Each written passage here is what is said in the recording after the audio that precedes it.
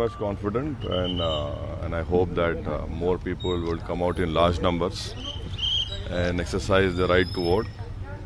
Because the more number of people in higher percentage they come out and vote, that would be a very strong signal for our democracy.